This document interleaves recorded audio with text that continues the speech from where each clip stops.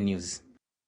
To sanitation matters, public health experts have confirmed that increased access to latrines keeps devastating diseases like diarrhea caused by human waste at bay. And Kitui County, that has been declared open defecation free, has been keen on maintaining this status through a number of community-led total sanitation programs that have not increased toilet coverage in the county, but also empowered community members financially. Here's how. Just like adequate sanitation, toilets are also a basic necessity that ensures and promotes the health of people. Here in Kitui County, modern little structures dot almost every homestead.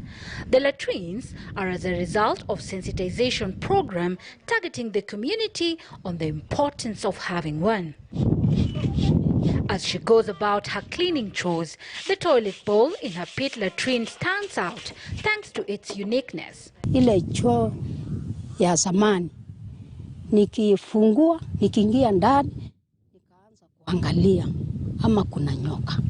Zingine vyoo zilikuwa zina zile privacy, zilikuwa zina milango.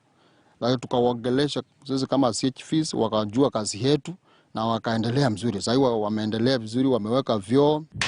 You see, toilets here, just like chemists, have been constructed using a unique toilet pan that uses mechanical water seals that create safe leads known as sato pans. The seals promote sanitation by shutting in bad smell and shutting out flies.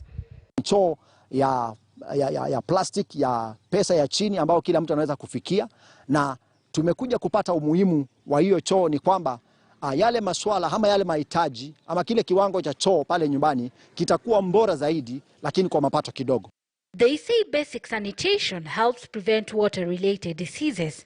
In a bid to ensure this, Kitui County has combined sanitation with business, a move that provides profit incentives for local entrepreneurs and income generation for households.